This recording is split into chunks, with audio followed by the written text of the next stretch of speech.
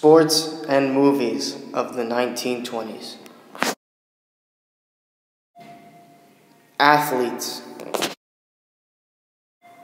Jim Thorpe, Jack Dempsey, Lou Gehrig, Ty Cobb, Red Grange, Helen Wills, Babe Ruth, aka the Great Bambino. In 1920, Babe Ruth played with the New York Yankees and in his career set many records, some of which were hitting 60 home runs in 1 year. That record stood unbroken for at least 34 years. He hit his 500th career home run in 1929. Sports. As baseball started to evolve, many national newspapers began to create their own sports sections solely devoted to baseball in the 1920s. Baseball was broadcasted on the radio for the first time in 1921, Pirates vs. Phillies. During the 1920s, the National Negro Leagues provided an opportunity for some of the greatest talent the game had ever seen. The league provided a sound foundation for the next 30 years for African Americans and Latin greats to play in the U.S. Negro League Baseball. In 1924, the Negro League held its first World Series. Its sports stars were Oscar Charleston and Satchel Paige. The longest game, inning-wise, in the MLB was played May 1st, 1920, between the Brooklyn Dodgers and the Boston Braves. The game finally ended due to darkness after 26 innings, with the teams tied at 1. In 1920, the American Professional Football Association was made. By 1923, the name was changed to the National Football League. Although pro football is a big hit in today's society, most people didn't care for it back then. They were more interested in sports such as baseball, boxing, college football, and horse racing.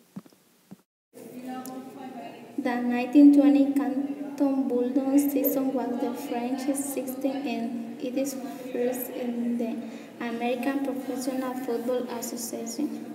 Jim Thorpe, the APFA is president, was Canton's coach and Hammack, who's played on the team. The Bulldogs entered the season coming off a 9-0-1 performance as Ohio Language champions in 1919. The 1920 season was Thorpe's last with the Bulldogs.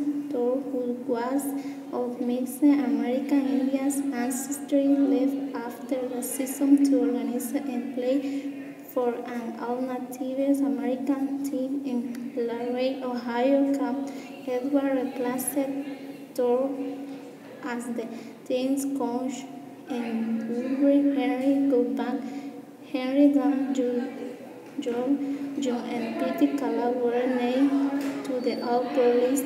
There is 1920 Bulldogs players Thorpe and Pete Henry were later elected to the Pro Football Hall of Fame. Boxing in the 1920s was an exceptional, popular international sport.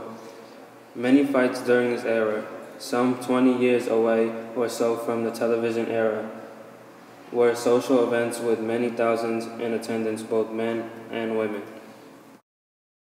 Spectator sports such as basketball, baseball, and boxing reached new heights of popularity in the 1920s, and massive stadiums were built in cities to cater for the increasing interest of people who wanted to watch and enjoy the excitement of spectator sports.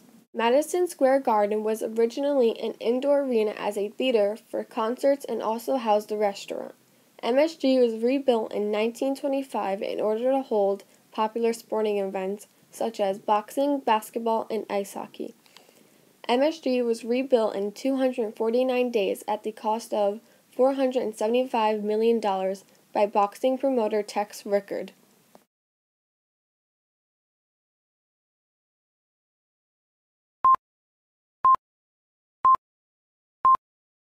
Sports were a very important part of American culture in the 1920s, much like they are today. Many Americans would tune in on their radios every game and listen in on how Babe Ruth hit his next home run or World Series. Babe Ruth, who finished his career with exactly 714 home runs, was one of the most followed baseball personalities of the 1920s. He spent 22 seasons in Major League Baseball, which would translate to over 40% of his life spent on America's pastime since he lived to be 53. The highlight of his career, quite possibly, is shown in this clip where he gets the 60th home run in the 1927 baseball season. Baseball, of course, was the most important sport aspect in the 1920s, but there were many other important sports that played roles and began to grow around the world as well. Football was gaining a mass following around and throughout America. Knute Rockne, the man regarded as the most renowned coach in the world by the College Football Hall of Fame, began coaching in the early 1920s. Harold Red Grange was similarly signed in to play with the Chicago Bears in 1925 and was paid over $42,000, a pretty penny when you consider inflation. Boxing also began to grow in popularity. Famous American boxer Jack Dempsey beat French boxer George Carpenter in front of an audience of over 75,000 people. Shown in this particular clip, in one of his most famous fights, he beats Jess Willard, stealing his title of champion. Other highlights during the 1920s include Charles Lindbergh's lone flight across the Atlantic Ocean. It marked a milestone in sports aviation. Similarly, Americans set the standard for many more sports throughout the 1920s, including the first sub-1 minute 100-meter freestyle swim, the first Winter Olympic Games, and the first women's Olympic athletics and gymnastics.